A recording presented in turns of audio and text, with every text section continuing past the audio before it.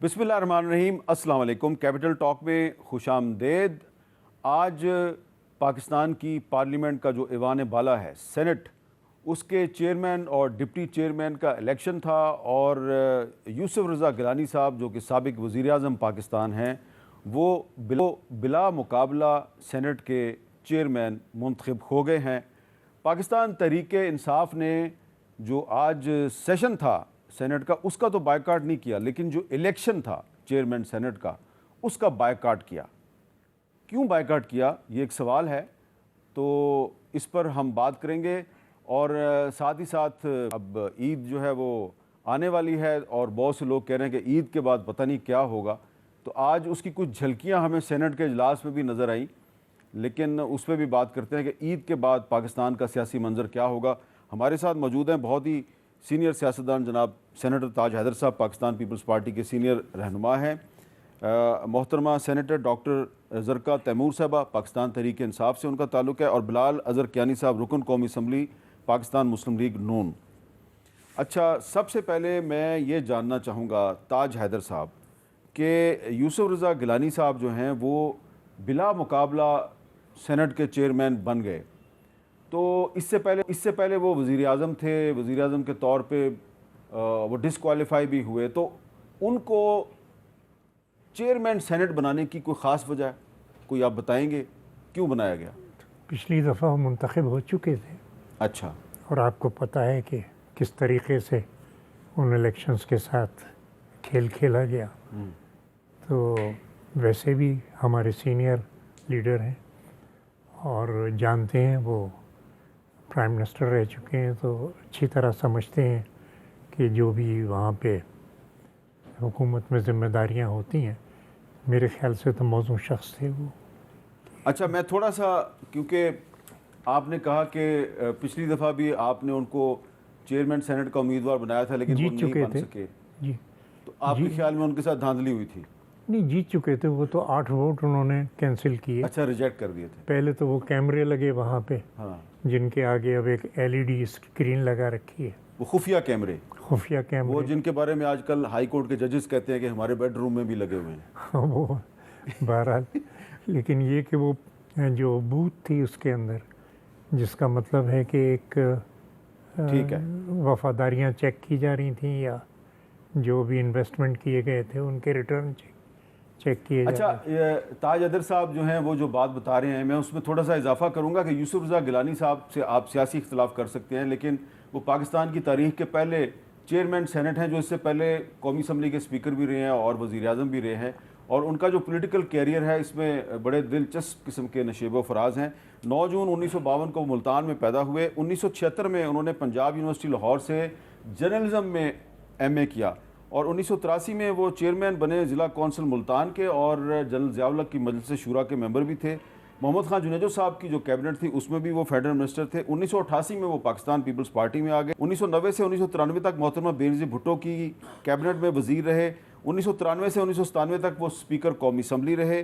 2001 में जनरल परवेज़ मुशर्रफ के दौर में उनको गिरफ्तार कर लिया गया। 6 साल तक वो अडयाला जेल रावलपिंडी में रहे, जहाँ पे आजकल तहरीक इंसाफ के कई रहनुमा भी आजकल वहाँ बंद हैं। 2008 से 2012 तक मुल्क के 16वें वज़ीर आज़म रहे और फिर उन्हें 2012 में सुप्रीम कोर्ट ने डिसक्वालीफाई कर दिया। 2021 में सेनेटर बने, 2024 में मुल्तान से MNA बने, लेकिन फिर सेनेटरशिप के लिए उन्होंने MNA शिप से इस्तीफ़ा दे दिया और अब वो चेयरमैन सेनेट बन गए। ज़रका तैमूर साहब, जब इलेक्शन हो रहा था तो हमने देखा कि आप हाउस में थोड़ा सा एक प्रोटेस्ट के मूड में थी, आप एहतजाज कर रही थी, तो आप हाउस के अंदर एहतजाज तो कर रही थी, लेकिन आपने जो वो इलेक्शन है उसमें उसका बायकाट क्यों किया? बिस्मिल्लाहिर्रहमानिर्रहीम, बहुत शुक्रिया हामिद मीर साहब। बात यह है कि एक तो हमने इसलिए किया क्योंकि आइन के मुताबिक अभी सेनेट ड्यूली कॉन्स्टिट्यूटेड नहीं है। आइन का शक नंबर 60 कहती है कि सेनेट को ड्यूली कॉन्स्टिट्यूट होना है। एक सूबे के 11 सेनेटर अभी नहीं आए और खैबर पख्तूनख्वा के लोग अभी बैठे हैं सेनेटर मुंतखब करने के लिए, और इलेक्शन कमीशन ने एक और गैर आइनी काम किया, उन्होंने वहाँ के इलेक्शंस मुलतवी कर दिए। तो इस हवाले से, और रिज़र्व, और ये सारी कहानी रिज़र्व सीट से शुरू हुई, तो पार्टी का मुत्तफिक डिसीजन था कि हम इलेक्शन, क्योंकि ये तो इस वक्त गैर आईनी, और आपको पता है कल मैं इस्लामाबाद हाई कोर्ट में भी हम सेनेटर्स गए, हमने वहाँ पिटिशन दायर की कि हम अफेक्टीज़ हैं और ये किस तरह से आप सेशन सेनेट का कर सकते हैं जब senate is the house of the federation, और फेडरेशन का एक पूरा जुज़ वो वहाँ पर है ही नहीं, उसके 9 मुंतखब सेनेटर्स आए ही नहीं, तो आप किस तरह से ये सेशन कॉल कर रहे हैं। और प्रेसिडेंट साहब को हमने उसमें फ़रीक बनाया, इलेक्शन कमीशन को फ़रीक बनाया, सेक्रेटरी सेनेट को फ़रीक बनाया कि ये एक्सप्लेन करें कि ये आइन को किस बेसिस पे वायलेट कर रहे हैं। तो उसके बाद फिर जाहिर है पॉलिटिकल प्रोसेस का हम हिस्सा हैं, तो पार्टी ने ये डिसाइड किया कि हम जाएंगे, अगर हुआ सेशन तो हम जाएंगे, मगर क्योंकि इलेक्शन मतलब आज ओथ भी लिया जा सकता था, सिर्फ ओथ लेके मौखर कर सकते थे चेयरमैन और डिप्टी चेयरमैन का इलेक्शन, और उसके बाद 2-4 दिन में केपी का इलेक्शन करा के तो फिर चेयरमैन साहब को मुंतखब कर लेते। आज हाउस में एहतजाज कर रही थी तो कोई आप कहीं से कोई पॉजिटिव रिएक्शन मिला कहीं से? कहाँ से? अब जो जिनको आप सुना रही थी, हम दिखा रहे हैं ना स्क्रीन पे आपको कि आप कुछ कह रही हैं, क्या कह रही थी वैसे आप? एक तो मैं ये भी कह रही थी, वो तो एक मेरी ज़ाती एहतजाज भी थी। वो देखिए हमारी पाकिस्तान मतलब पार्टी पॉलिटिक्स के अलावा पाकिस्तान की सियासत में मेरा ये एक दलील है कि 50% पाकिस्तान की, चलो पिछले सेंसस के मुताबिक 49% खवातीन हैं, और ख़ास तौर पे पीटीआई में तो ख़वातीन बड़ी हरावल दस्ता हैं, हर काम में आगे हैं, जेलें भी भुगत रही हैं, अब क्या कुछ नहीं भुगता, और बाकी पार्टियों में भी। तो लेकिन 50% को एक तो आपने 17% नुमाइंदगी दी हुई है ऐवानों में, और 1% का भी बोलने का आप मौका नहीं देते। ठीक है, तो मैं उनसे ये कह रही थी कि 50% को मैं रिप्रेजेंट कर रही हूँ, मुझे 1 मिनट तो बोलने दें। अच्छा, आपको बोलने नहीं दे रहे थे? बोलने नहीं दे रहे थे। और दूसरा मेरा एक और दलील ये भी है कि आप भी तो 50% हैं, हमारे भाई, हमारे वालिद मतलब मेरे हस्बैंड, जो भी मर्द हजरात हैं जिनकी हमें बड़ी सपोर्ट होती है, लेकिन वो भी तो 50% हैं पॉपुलेशन का, डेमोग्राफिकली उनके पास 100% पावर है।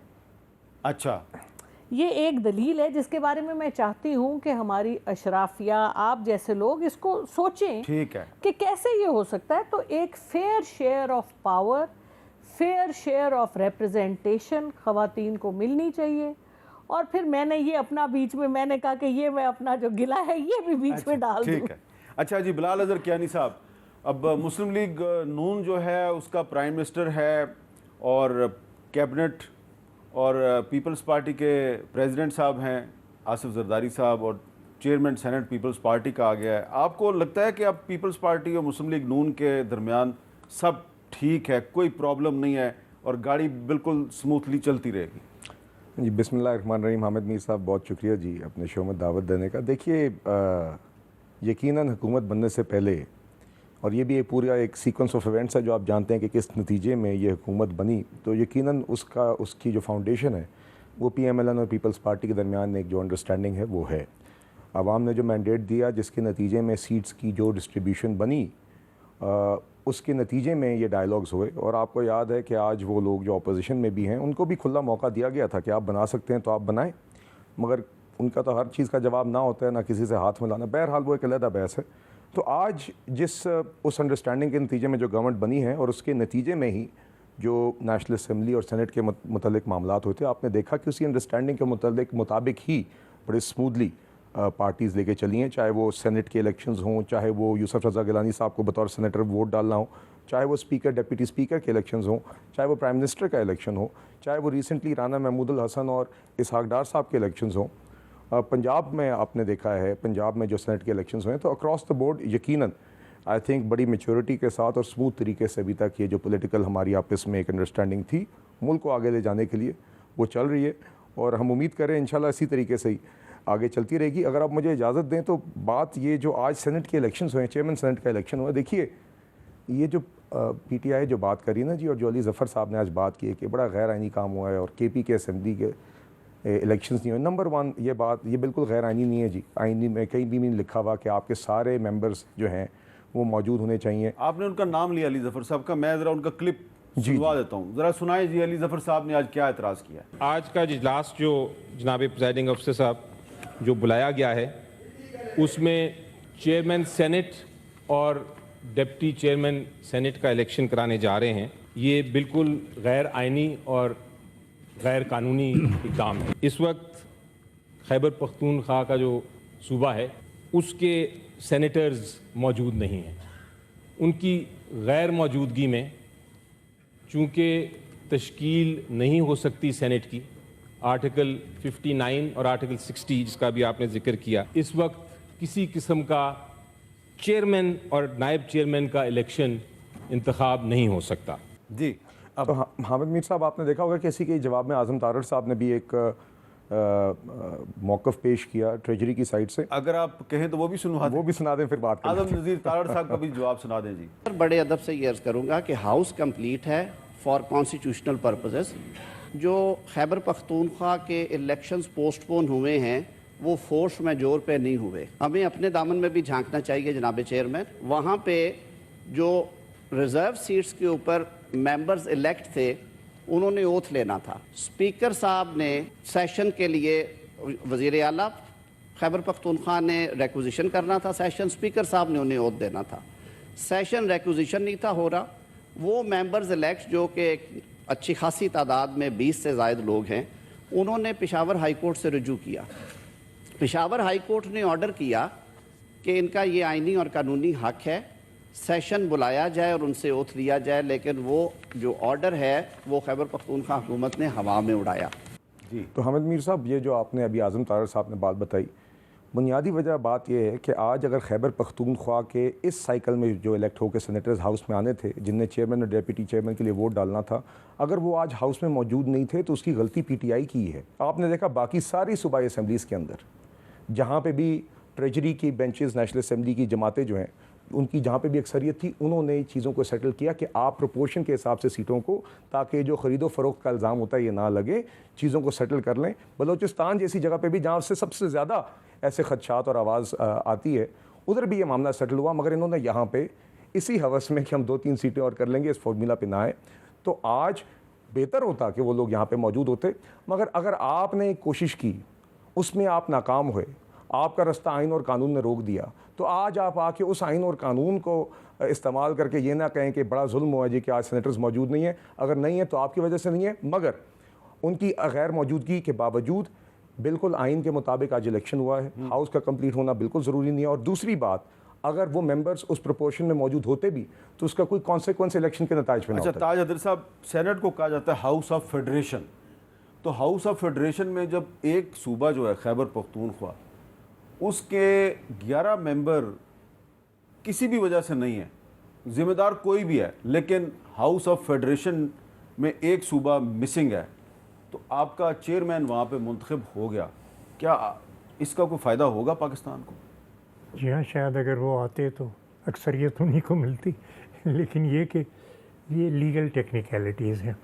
असल बात यह है कि हमें सियासी अमल को आगे बढ़ाना है, और ज़ाहिर है कि तहरीक इंसाफ अपने फ़ैसले खुद कर रही है, लेकिन हम और दूसरी सियासी जमातें बहुत अच्छा महसूस करेंगी और आवाम को भी एक फ़ीलिंग अच्छी होगी अगर इस सियासी अमल को बार बार रोकने के बजाय जो रास्ते में रुकावटें हैं वो ख़त्म की जाए और सियासी अमल को आगे बढ़ाया जाए। और मेरी गुजारिश यही है कि लोगों ने बड़ी तादाद में वोट दिए हैं तहरीक इंसाफ को, और लोगों की ये ख्वाहिश है कि वो सियासी अमल में हिस्सा लें बजाय इसके कि सियासी अमल को रोका जाए। और अगर वो ऐसा करते हैं तो ये मुल्क के लिए बहुत क्या अच्छी ये फिर बात। मुनासिब ना होता कि उनकी जो रिज़र्व सीटें हैं वो उन्हीं को मिलती, बाकी पार्टियों में ना बांट दी जाती? देखिए, ये जो है इस पे तो फैसले आ चुके हैं और किस तरीके से, और ज़ाहिर है कि बहुत से लोगों से हमारे ज़ाती ताल्लुकात भी हैं और सियासत पर बात भी होती है, तो उसमें भी यही किया गया था कि किस तरीके से एक मुश्किल सूरत हाल में हल निकाला जाता है। हमारी पार्टी आपको पता है कि बैन हुई थी, लेकिन हमने एक रास्ता निकाला और वो रास्ता निकाल के हमने वो 4P बना लिए हो सकता है मैं 5 भी बनाने पड़ते। लेकिन सियासत में चीज़ यही है कि जहाँ भी रुकावट आए तो कोई रास्ता निकाला जाए, बजाय इसके कि तसादुम के ज़रिए अपने सूरत हाल को कशीदा किया जाए। हमारा यही तरीक़ा है। इनको भी, और ख़ास तौर से जिस वक्त वो 3P से 4P बनी थी तो हमारी पार्टी के एक बहुत बड़े वकील उस अमल में शामिल थे जो आज तहरीक इंसाफ के साथ है। मेरी समझ में नहीं आता कि वो क्यों ये नहीं कर सके कि जी फलां जगह हमने ये आपने किया था। वकीलों की जो बात की है तो ज़रका तैमूर साहबा, ये इतने बड़े बड़े वकील आपकी पार्टी में आ गए, एक तो इशारा इन्होंने किया, मैं नाम नहीं लेता, और भी बहुत बड़े बड़े वकील हैं आपकी पार्टी में, तो क्या वजह है कि ये इतने बड़े वकला की जो कानूनी मुशावरत है उसका तहरीक इंसाफ को फ़ायदा नहीं हुआ, और आज भी अल्टीमेटली आपने चेयरमैन सेनेट के इलेक्शन का बायकॉट किया। ठीक है, बायकॉट आपने कर दिया, लेकिन फ़ायदा तो कुछ नहीं हुआ आपको। अब देखिए, मैं तो लीडरशिप में हूँ नहीं, मेरा काम है लीडरशिप को अपना इनपुट देना। बाकी जो उनका अपने एक्सपीरियंस में, और उनका वास्ट एक्सपीरियंस है जो उन्होंने हमसे कहा। अली जफर साहब को पूछती तो होगी ना, अली जफर साहब ये आपसे काम बन नहीं रहा, वजह क्या है? नहीं, काम तो उनसे बहुत अच्छा बन रहा है। बात ये है, बहुत अच्छी तरह देखिए, मैंने अली जफर साहब से, जब से वो आए हैं हमारी सेनेट में, मैंने उनसे बहुत कुछ सीखा। क्योंकि मैं, आपको पता है, ज़रा एहतजाज में बहुत अच्छी हूँ, लेकिन जो सियासत के और जो पावर कॉरिडोर्स के आपने अपने आप को कैसे कंडक्ट करना है, जैसे ताज हैदर साहब भी बात करें, तो ये चीज़ें सीखने की होती हैं जब आप ऐवान में आते हैं। तो मैंने उनसे बहुत कुछ सीखा है, और उनकी बड़ी मुदब्बर और एक बैलेंस्ड पर्सनैलिटी है, सबको साथ लेके चलते हैं। मेरा ख्याल है ये बहुत अच्छी चीज़ें हैं जो सियासत में आपको बर्दाश्त करना बहुत ज़रूरी है। तो ये वाली जो क्वालिटीज़ हैं हम सबको डेवलप करनी चाहिए, और उनकी बहुत सी चीज़ें। अच्छा, ये वाली बात जो इन्होंने कही उसके हवाले से मैं जवाब देना चाहूँगी कि देखिए, जो इलेक्शंस हुए हैं इसमें सबसे ज़्यादा खौफ तो यही था कि सेनेट में एक सिंगल लार्जेस्ट मेजॉरिटी पीटीआई की आनी थी। 200 सीटें हमें मिली थी जिनको इन्होंने 93 में कन्वर्ट कर दिया, और उसके बाद भी अगर वो 93 की भी हमें रिजर्व सीट्स मिल जाती तो हम इस वक्त भी सिंगल लार्जेस्ट पार्टी होते। और ये सारी कहानी इसीलिए की गई है कि हमें सिंगल लार्जेस्ट पार्टी हम ना बने। तो ये सारा सेनेट की तरफ ही फोकस था, जो कि आज तो हमारा एहतजाज तो हर तरह से बनता था और बनता है, और ताज साहब ने ये बात एक्सेप्ट की, तो that is very great of it. हकीकत जो होती है ना जी, उसको मानने से हमारा कद बढ़ता ही है। सियासी जो भी प्रेशर्स हों वो और होते हैं। तो आप जो वकीलों की बात कर रहे थे, मेरा ख्याल है जी, एक तो ये भी तो सोचिए ना, 200 केस हैं इमरान खान साहब के ऊपर, छोटा टास्क तो नहीं है ना। और फिर हर केस में जो भी कुछ हो जाए, रिजल्ट अब देखें ना, कल भी हम गए तो स्टे तो हमें मिलनी चाहिए थी, चले 2 दिन की स्टे देते, मगर ये सवाल मैंने इसलिए पूछा कि पिछले कुछ दिनों से बहुत से जो बड़े बड़े वकला हैं तहरीक इंसाफ के, उनमें से कुछ पार्लियामेंट के मेंबर्स भी हैं, वो बड़े एतमाद से दावा कर रहे थे कि जी इमरान खान ईद अपने घर में गुजारेंगे, कारकुनों के दरमियान गुजारेंगे, लेकिन ऐसा हो नहीं सका। तो मैं उनसे पूछता था, यार आप इतनी बड़ी स्वीपिंग स्टेटमेंट दे रहे हैं, तो वो कहते थे अल कादर ट्रस्ट केस में कुछ नहीं है, साइफर केस में कुछ नहीं है, आप देखना ईद से पहले पहले ज़मानत हो जाएगी। तो यहाँ पे अब इम्तिहान था हमारी सियासी फहमो फरासत का और उनकी कानूनी फहमो फरासत का। ईद अभी आई नहीं है? ईद आई नहीं है अभी, हाँ, 2 दिन बाकी, लेकिन हुआ नहीं ऐसा। तो मैं आपको मज़ीद इस कानूनी पेचीदगियों में नहीं उलझाता, लेकिन आपसे मेरा सवाल ये है बिलाल साहब कि ये चेयरमैन सेनेट के इलेक्शन से पहले कुछ ख़बरें आ रही थी कि जो साबिक निगरान वज़ीर-ए-आज़म हैं अनवारुल्लाह काकड़ साहब, तो वो बिला मुकाबला सेनेटर बन गए बलूचिस्तान से, और मुस्लिम लीग नून ने भी उनको वोट दिए और पीपल्स पार्टी ने भी वोट दिए और भी पार्टियों ने वोट दिए। तो सुनने में आ रहा था कि चेयरमैन सेनेट वो बनेंगे, और हमारी इत्तला के मुताबिक कहा भी गया कुछ पार्टियों की क़यादत को, लेकिन बात बनी नहीं। तो आप कोई मलफूफ तरीके से या खुल के इस पर कुछ इज़हार ख्याल करना चाहेंगे? जी हामिद मीर साहब, देखिए मेरे ख्याल से काकड़ साहब पहले भी सेनेटर रहे हैं, निगरान वज़ीर आज़म बनने से पहले। ऑनेस्टली जी मेरे इल्म में नहीं है कि कभी भी सीरियसली वो कहीं as a contender for chairman senate consider हुए थे, because at the end of the day चाहे वो चेयरमैन सेनेट का इलेक्शन हो, चाहे वो डिप्टी चेयरमैन हो, speaker deputy speaker national assembly हो, ये सारी चीज़ें हमारी जमात की दोनों जमातों के दरमियान आपस में बुनियादी तौर पे दोनों जमातें और फिर जो और एलाइज हैं वो भी शामिल हैं इसमें यकीनन जी, जिसमें MQM भी फॉर एग्ज़ाम्पल शामिल है। तो सबकी फाहम तफहीम के साथ ही और एक अंडरस्टैंडिंग के साथ तय हुआ था।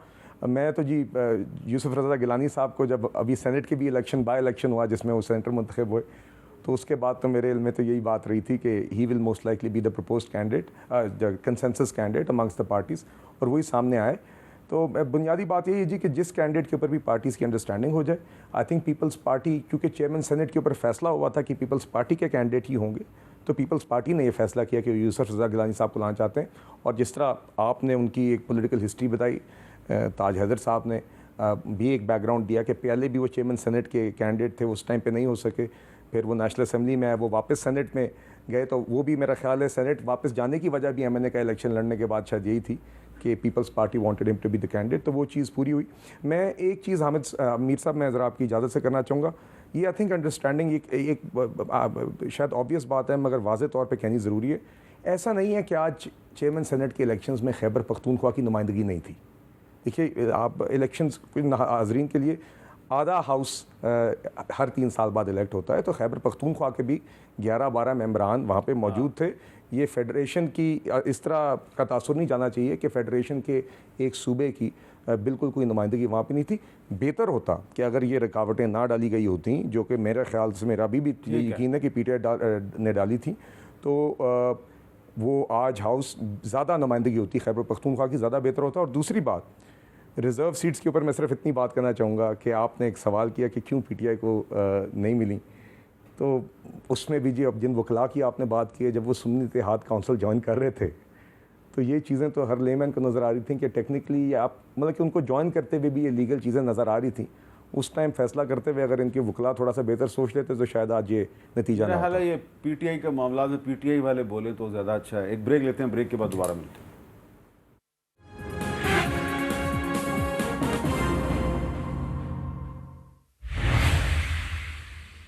कैपिटल टॉक में दोबारा खुश आमदीद। ताज हैदर साहब, वक्फे से पहले मैंने बिलाल साहब को सवाल किया था, तो हमारी इतला के मुताबिक अनवारुल्लाह काकड़ साहब के बारे में कहा तो गया था आपकी पार्टी को कि इनको चेयरमैन सेनेट बना लें, लेकिन क्या इसमें पार्टी में सलाह मशवरा हुआ तो यूसुफ रज़ा गिलानी साहब पे कंसेंसस था, या वो एक आउटसाइडर को आपने कहा कि हम क्यों बनाएं?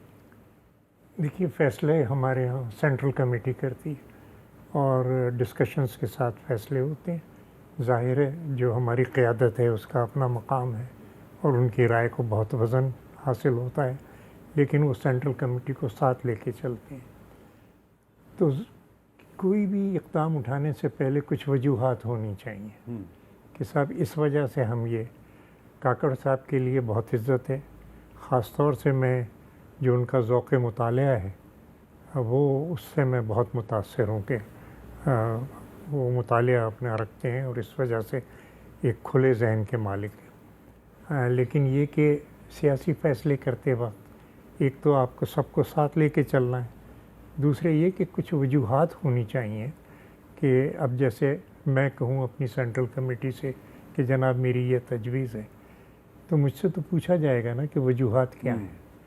तो अगर वजूहात नहीं है कोई ऐसी, तो फिर मेरे ख्याल से उस बात ये सवाल मैंने इसलिए पूछा कि माजी में हमने देखा कि सादिक सजरानी साहब को चेयरमैन सेनेट बनाने के लिए पीपल्स पार्टी ने भी यस कर दी थी और PTI ने भी यस कर दी थी, तो शायद उन्होंने सोचा हो कि शायद इस दफ़ा भी यस हो। गलतियों की नज़ीर नहीं है गलतियों की नज़ीर नहीं। हाँ, गलतियों की नज़ीर। तो गलती से सबक सीखा आप? गलती जो है वो हमसे बहुत गलतियाँ हुई हैं। हमने इंतखाबात का भी बाइकाट कर दिया था सन 85 के अंदर, लेकिन गलतियों की नज़ीर नहीं है, गलतियों से सीखा जाता है। अच्छा, अब ये बताइए ज़रका तैमूर साहबा कि आज भी आपकी पार्टी की तरफ से कॉल है कि चांद रात है तो ज़रूर थोड़ा सा एहतजाज करें, जहाँ पे भी आप निकलें एहतजाज ज़रूर करें। फिर ईद वाले दिन तो एहतजाज नहीं होगा, ईद के 2-3 दिन जब गुजर जाएंगे तो उसके बाद हमने सुना है कि फिर आपके जलसे जुलूस शुरू हो रहे हैं। तो आपको लगता है कि ईद के बाद आपका जो एहतजाज है ये इतना मोमेंटम पकड़ सकेगा कि फ़ैसले जो हैं वो पार्लियामेंट या अदालतों में नहीं सड़कों पे होंगे? मेरा ख्याल है जी, मुझे तो जो मैसेज मिला है वो ये है कि हम जो हमारे 9 मई के और जो पिछले जो लोग जिनके लोग जेलों में हैं या जो शहीद हुए हैं उनके साथ हम ईद मनाएं। मुझे अच्छा। तो खान साहब का ये पैगाम अच्छा मिला है। अच्छा, ठीक है। तो उस हवाले से मुझे तो यही मिला है। अब बिल्कुल आई नहीं, डोंट ठीक नो है, आप सही कह रहे हैं। बिल्कुल ये मैंने सुना है। और दूसरी बात ये एहतजाज तो मेरा ख्याल है जो ईद के बाद प्लान हो रहा है वो सब पार्टियां मिल के कर रही हैं, क्योंकि जो इस दफ़ा के इलेक्शंस का जो फॉर्म 47 का जो एक बहुत बड़ा स्कैंडल है, फ्रॉम 1947 टू फॉर्म 47, तो इस हवाले से हमें बहुत सी पार्टियों को इस पर तफ्तीश है और वो कह रहे हैं कि ये क्या हुआ हमारे साथ। तो उस हवाले से कोई एहतजाज प्लान हो रही है, तो वो इंशाल्लाह हम देखेंगे आपके साथ। हाँ ठीक है। बिलाल साहब, ये महमूद खान रचकजई साहब के इलाके में पशीन में पहला जलसा हो रहा है, ये जो जॉइंट अपोजिशन एहतजाज शुरू कर रही है, तो आपको तशवीश नहीं है कि ये सारे पहले आपके इत्तेहादी थे? ये मुझे याद है लाहौर में जो जलसा हुआ था मुस्लिम लीग नून का, PDM का जो जलसा हुआ था, तो उसमें महमूद खान रचकजई साहब जो हैं वो उस वक्त आपके साथ थे और वो तहरीक इंसाफ की हुकूमत के ख़िलाफ़ तकरीर कर रहे थे। फजलुर रहमान साहब जो हैं वो पहले आपके साथ थे, अब वो इनके साथ हैं, PTI के साथ हैं। अख्तर मैंगल साहब पहले आपके साथ थे, अब वो PTI के साथ। तो आपके जो इत्तेहादी हैं वो अब PTI के साथ चले गए हैं, इस पर कोई तशवीश नहीं है आपको? जी हामिद मीर साहब, देखिए बात तो ideally no one would want कि मुस्तकिल जो एक दर्जा हरारत इस मुल्क में अब सियासी ऊंचा रह रहा है कि ये इस तरह ही रहे, ये नॉर्म नहीं बनना चाहिए और उसकी वजूहत के ऊपर लंबी बहस हो सकती है। तो यकीनन it would be better if this was not happening. हाँ।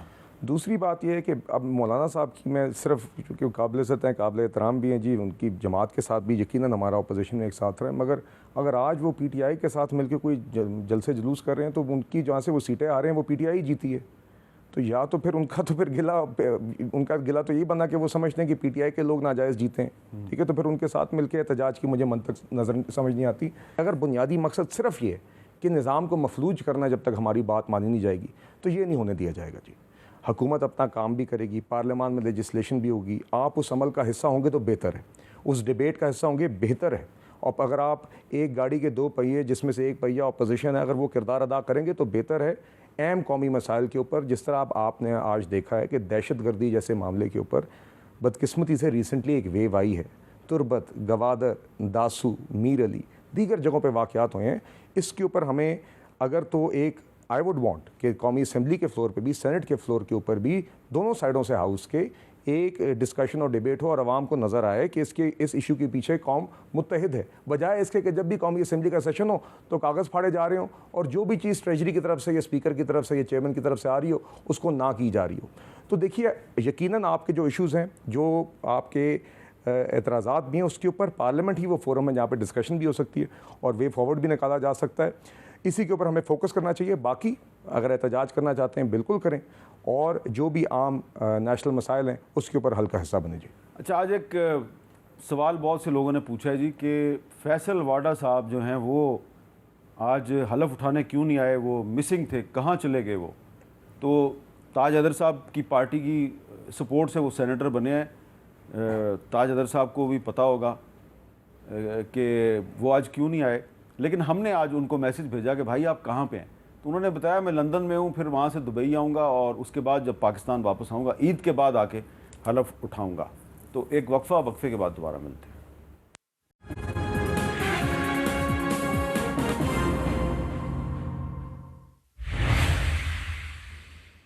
कैपिटल टॉक में खुशामदेद। वक्फे से पहले बिलाल अज़हर कियानी साहब ने कहा कि कुछ ऐसे इश्यूज़ हैं जिन पे कि हुकूमत और अपोजिशन की पार्टीज़ को एक मुश्तरका हिकमत अमली इख्तियार करनी चाहिए और उन्होंने निशानदही की टेररिज्म का इशू। अच्छा, इस पे ताज अदर साहब, पीपल्स पार्टी तो ख़ुद जो है वो टेररिज्म का विक्टिम भी रही है और आपकी इस पे एक बड़ी वाज़ेह पॉलिसी है। आप समझते हैं कि ये हमेशा हम सुनते आ रहे हैं जी कि नेशनल सिक्योरिटी के इश्यूज़ पे हुकूमत और अपोजिशन को मिल के चलना चाहिए, लेकिन वो कभी मिल के चलते नहीं हैं। तो अभी आपको लगता है कि ईद के बाद एक तरफ अपोजिशन कह रही है हम एहतजाज करेंगे और दूसरी तरफ आप कह रहे हैं कि जी आइए नेशनल सिक्योरिटी पे बात करते हैं मिल के, होगा कोई डायलॉग हो सकता है? नहीं, एहतजाज अगर कानून और आइन के दायरे में हो रहा है तो जाहिर है कि सियासी अमल का हिस्सा है। हाँ, लेकिन जहाँ तक सिक्योरिटी का मसला है उसमें हमें अवाम का ताउन चाहिए, क्योंकि ये जो जंग है ये इत्तलात की जंग है कि जो दहशतगर्द हैं वो उनके हाथ में इनिशिएटिव है कि फ़लाँ शख्स को या फ़लाँ पॉइंट को इस तरफ इस वक्त हम करेंगे। अगर हमें इत्तला हो कि जी फ़लाँ जो ग्रुप है वो यहाँ बैठा हुआ है और इस तरीके से प्लानिंग कर रहा है, तो फिर हम बड़ी आसानी से इसका कलाकुमा कर सकते हैं। और इसके लिए एक ज़रिया बनाना चाहिए। कराची में हमने बनाया था जब दहशतगर्दी हो रही, कि कोई भी शहरी हमें इत्तला दे सके। मैं जो देख रहा हूँ इस वक्त जो सिक्योरिटी पैराडाइम है उसके अंदर जो असल वीकनेस है वो ये कि हर चंद के अवाम दहशतगर्दी के सख्त मुखालिफ हैं। और आपने देखा कि मुख्तलिफ़ शहरों में अवाम निकले कि दहशतगर्दी को ख़त्म किया जाए, लेकिन इंतज़ामिया को कोई ऐसा तरीक़ाकार बताना चाहिए कि आपके पास, क्योंकि गली मोहल्लों में तो इत्तला कि कहीं आके वो ठहरे हुए हैं या बैठे हुए हैं या कोई मशकूक उनका मूवमेंट है, तो वो तो आम आदमी हमें बता सकता है ना। तो एक ऐसा सिलसिला होना चाहिए कि वो इत्तला हम तक मिल सके और फिर हम उसे जिसे हम कहते हैं कि ज़्यादा तहकीक़ात करके फाइन ट्यून करके और हम पहुंच सकें। ठीक है।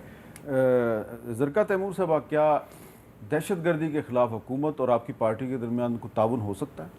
बिल्कुल। देखिए जी, खैबर पख्तूनख्वा में आपको पता है एक बहुत ज़बरदस्त दहशतगर्दी की पहले भी वेव थी, और जब हमारी हुकूमत आई थी तो हमने उस पर बड़ी हद तक कंट्रोल किया था। और आपको पता है दहशतगर्दी और इस वक्त जो अफ़गानिस्तान का हमारा बॉर्डर और जो ईरान का बॉर्डर है, आपके इतने बॉर्डर्स तो गर्म हुए हुए हैं इस वक्त। अंदरूनी खलफिशार को तो छोड़ें, बैरूनी जो आपके साथ हो रहा है उसके हवाले से बड़ी ज़रूरत है कि सारी पार्टीज़ इकट्ठे बैठ के और नेशनल सिक्योरिटी के इशू के ऊपर एक बड़ा सहर हासिल कोई गुफ्तगू होनी चाहिए, जिससे कोई ऑब्जेक्टिव्स, आप कोई गोल्स निकालें, क्योंकि इस तरह तो आप नहीं चल सकते। आपके नेबर्स 4 हैं, एक हिंदुस्तान है, बाकी तीनों के साथ तो आपकी मुसालहत होनी चाहिए ना, क्यों नहीं है? ये बड़ी अहम बात आपने की है। तो क्या मसला है कि हमें 75 साल हो गए हैं, अफ़गानिस्तान मुसलमान मुल्क है, हमारे ऊपर डिपेंड करते हैं वो अपनी सारी ट्रांजिट ट्रेड के लिए। ईरान है, अब तो देखें ना, आपने अपना इतना बिजनेस खो दिया क्योंकि वो वाया ईरान सब कुछ जा रहा है। और ईरान हमारा मुस्लिम मुल्क, ब्रादर मुल्क है। अब तो आपकी ऑयल पाइपलाइन जो इतनी ज़बरदस्त, आप उसके ऊपर भी तो चाइना के साथ सीपेक था, वो भी आपने उसको हर तरह से तोड़ दिया। तो आप किधर जा रहे हैं? हिंदुस्तान से आते साथ ही हमारे इसहाक डार साहब ने टाइमिंग देखी नहीं। देखें, मौके महल के बगैर उनके इलेक्शन होने वाले हैं और उन्होंने जाके उनको दे दिया कि पाकिस्तान तो बैठा है तुम्हारे कदमों में, उन्होंने आपको वो आगे से मारा। तो ये foreign policy has to be taken very seriously. इसकी बारीकियों को समझें, इसको किसी तरीके से लेके आगे चलें। अच्छा, अब ये एक सवाल है जी आखिरी मेरा आपसे, कि इसहाक डार साहब ने कहा जी कि हम भारत से तजारत करना चाहते हैं, लेकिन भारत के जो वज़ीर दफ़ा हैं राजनाथ सिंह साहब, उन्होंने अपने एक इंटरव्यू में कहा है हम पाकिस्तान में घुस के मारेंगे। तो इस सूरत हाल में शहबाज शरीफ साहब जो सऊदी अरब गए थे, तो वहाँ से वापसी पे जो आने से पहले जो एक जॉइंट कम्युनिके जारी हुआ है, एक मुश्तरका एलामिया, उसमें कहा गया जी कि पाकिस्तान और भारत के दरमियान मुज़ाकरात भी होने चाहिए। मुज़ाकरात का तो कोई मुखालिफ नहीं है, लेकिन मुज़ाकरात उस वक्त होने चाहिए जब इंडियन वज़ीर दफ़ा ये कहे कि पाकिस्तान एक हमसाया मुल्क है और हम भी उससे मुज़ाकरात चाहते हैं। जब वो कहेगा घुस के मारेंगे तो मुज़ाकरात कैसे करें जी उनसे? जी हामिद मीर साहब, देखिए ये बात आपकी सही है, और आपने देखा कि इसी बात के मुताबिक जैसे ही वो डिफेंस मिनिस्ट्री का ये स्टेटमेंट आई तो नेक्स्ट दिन, अगले दिन ही फ़ॉरेन ऑफिस की तरफ से एक भरपूर उसकी कॉन्डमनेशन आई। और देखिए यकीनन हमारी इस ख्वाहिश को बतौर रियासत कि अपने हमसायों के साथ बेहतर ताल्लुकात रखना हमारी कमज़ोरी नहीं समझा जाना चाहिए। तो आपने देखा ईरान के साथ भी जब हुआ तो हमारी फोर्सेस ने फिर एक जवाब दिया, अभी रिसेंटली अफ़गानिस्तान के साथ भी हुआ। बिल्कुल यही मेरे नज़दीक पॉलिसी होनी चाहिए। ओवर आर्चिंग ऑब्जेक्टिव यही होना चाहिए कि रास्ते निकालें, ट्रेड के रास्ते निकालें, बामी ताल्लुकात बेहतर करें, मगर never at the cost of our sovereignty, never at the cost of our security, never at the cost of our self-respect as a nation। तो यकीनन जहां हम हाथ बढ़ाने को तैयार हैं, भारत को भी यकीनन इसका मुजाहरा करना पड़ेगा, तभी बात बनेगी। आप तीनों का बहुत बहुत शुक्रिया और आप सबको ईद मुबारक। और ईद पर अपने फ़लस्तीनी बहन भाइयों को याद रखिएगा और अपनी जो दुआ है उसमें उनको भूलिएगा मत। इजाज़त दीजिए, अल्लाह हाफ़िज़।